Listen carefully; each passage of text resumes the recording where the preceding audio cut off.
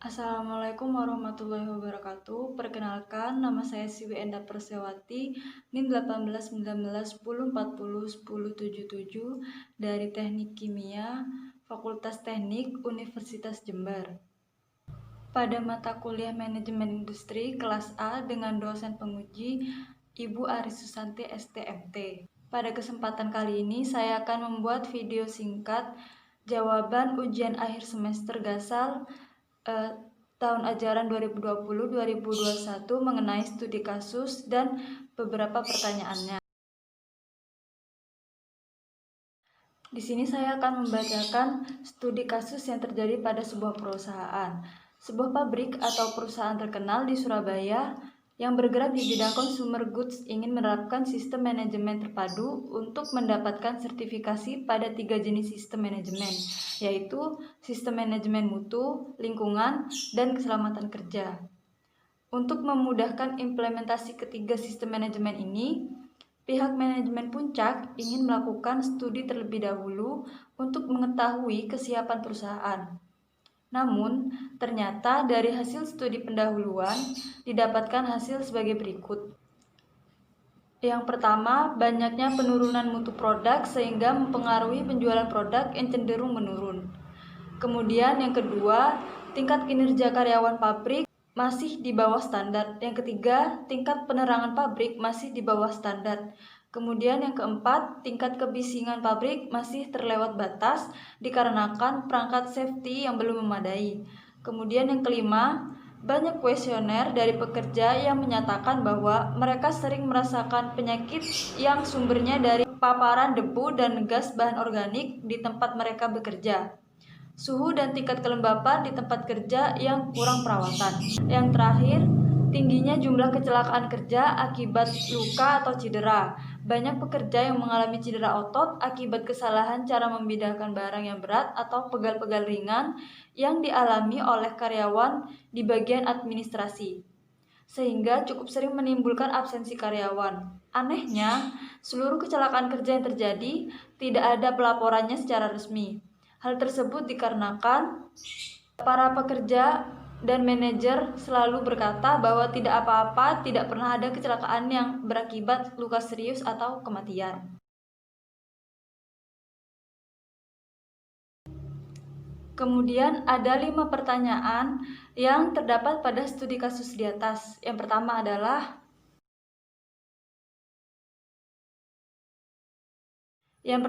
adalah menurut Anda, apa yang harus dilakukan pertama kali oleh pihak manajemen Puncak untuk memperbaiki temuan-temuan yang ada pada studi pendahuluan sebelum melakukan implementasi sistem manajemen terpadu pada pabrik atau perusahaan tersebut? Menurut saya, hal yang dilakukan pertama kali yaitu memperbaiki dasar manajemen perusahaan. Misalnya aturan-aturan dan etika perusahaan. Hal tersebut seperti faktor industri atau perusahaan tersebut. Aturan yang diperbaiki antara lain tata letak dan desain pabrik agar memiliki sirkulasi udara dan sanitasi yang sehat. Kemudian pencahayaan serta pertimbangan suara-suara yang ditimbulkan juga perlu ditinjau kembali agar memberi kenyamanan bagi para pekerja dan lingkungan sekitar.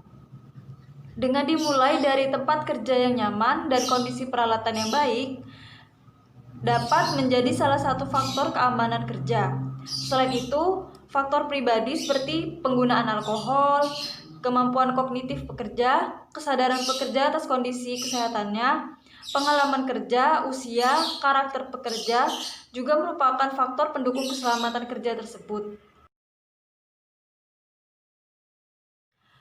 Kemudian untuk pertanyaan selanjutnya, apabila saya menjadi direktur utama pada pabrik atau perusahaan tersebut, apa yang akan saya lakukan untuk mengubah kondisi yang terjadi pada pabrik tersebut berkaitan dengan temuan-temuan yang telah ditemukan sebelumnya? Apabila saya menjadi manajer utama pada pabrik tersebut, saya akan mengubah beberapa aturan dan manajemen kinerja pabrik tersebut dengan beberapa perubahan aturan-aturan dasar yang berlaku sebelumnya, dengan menerapkan teori pembentukan kebudayaan baru seperti unfreezing, cognitive structuring, dan rephrasing. Yang pertama yaitu unfreezing, yang merupakan pencairan aturan-aturan dan kebudayaan lama. Hal tersebut merupakan perombakan total aturan dan kebudayaan lama yang terjadi pada sebuah perusahaan. Kemudian cognitive restructuring. Setelah dihancurkan aturan-aturan tersebut, yang dilakukan di sini adalah membuat aturan dan kebudayaan baru.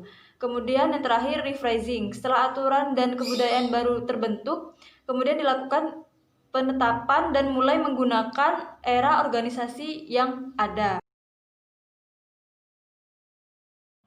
Kemudian pertanyaan yang ketiga adalah, buatlah dan jelaskan program K3 yang menerapkan konsep K3 ergonomis untuk meningkatkan kualitas K3 pabrik atau perusahaan tersebut agar jaminan atas kesejahteraan psikologis serta kesehatan dan keselamatan karyawan siap untuk sertifikasi sistem manajemen terpadu. Sistem manajemen K3 merupakan bagian dari sistem manajemen organisasi secara keseluruhan yang meliputi struktur organisasi, perancangan, tanggung jawab, pelaksanaan, penerapan, pencapaian, pengkajian, dan pemeliharaan kebijakan K3 dalam rangka pengendalian risiko yang berkaitan dengan kegiatan kerja untuk menciptakan tempat kerja yang aman, efisien, serta produktif. Fungsi dari program K3 ini ada beberapa. Yang pertama adalah mencegah dan mengurangi kecelakaan dan penyebab akibat kerja. Menciptakan tempat kerja yang aman terhadap kebakaran, peledakan, dan kerusakan pada akhirnya yang akan melindungi investasi yang ada serta membuat tempat kerja yang sehat. Kemudian yang ketiga, menciptakan efisiensi produktivitas kerja karena menurunnya biaya kompensasi akibat sakit atau kecelakaan. Beberapa tahapan program K3 terkait kasus ini. Yang pertama, tempat kerja. Pabrik consumer goods yang isinya merupakan mesin produksi ini memiliki barang-barang berat yang harus diangkut. Kemudian kecelakaan kerja.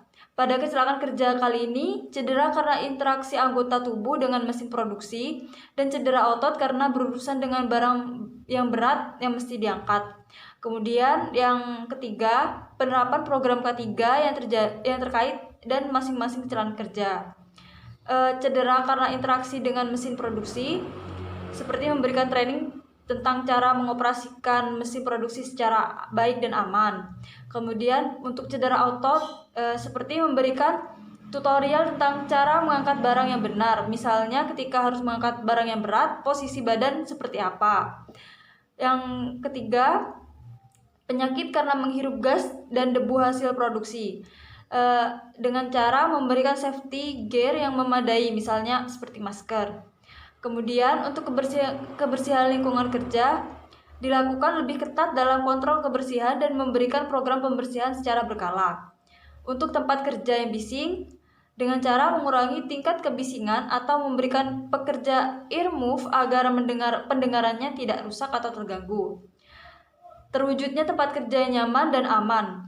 Dengan pemberian program K3 yang berhasil dilakukan, maka terwujudnya perusahaan yang nyaman dan aman dan siap untuk mendapatkan sertifikasi terkait manajemen terpadu. Kemudian pada pertanyaan terakhir, buatlah dan jelaskan program marketing sederhana untuk pengiklanan produk pabrik atau perusahaan tersebut agar meningkatkan penjualan yang ada. Penjualan produk dari perusahaan tersebut, saya akan mengubah beberapa manajemen pemasaran yang ada pada pabrik tersebut dengan menggunakan teori manajemen pemasaran seperti targeting, segmenting, dan positioning. Yang pertama adalah segmenting. Segmenting di sini memperjelas produk-produk yang dibuat itu untuk kalangan siapa saja atau menargetkan target pasar menjadi kelompok-kelompok kecil agar dapat memenuhi target pasar sesuai dengan yang diinginkan oleh perusahaan. Kemudian yang selanjutnya adalah targeting. Di sini targeting memiliki pengertian di mana melanjutkan dari tahapan yang sebelumnya, yaitu segmenting, dengan cara bagaimana agar produk-produk tersebut dapat dibeli dengan target pasar yang telah ditentukan, seperti mengiklankan produk yang telah dibuat seperti melalui televisi, koran, internet, dan startup lainnya. Kemudian yang terakhir adalah positioning. Di sini positioning memberikan persepsi terhadap target market dan segmen yang dituju mengenai product value atau nilai dari sebuah produk tersebut, sehingga membedakan dengan kompetitor-kompetitor produk-produk yang serupa lainnya. Sekian yang dapat saya sampaikan dari studi kasus perusahaan tersebut. Kurang lebihnya mohon maaf. Wassalamualaikum warahmatullahi wabarakatuh.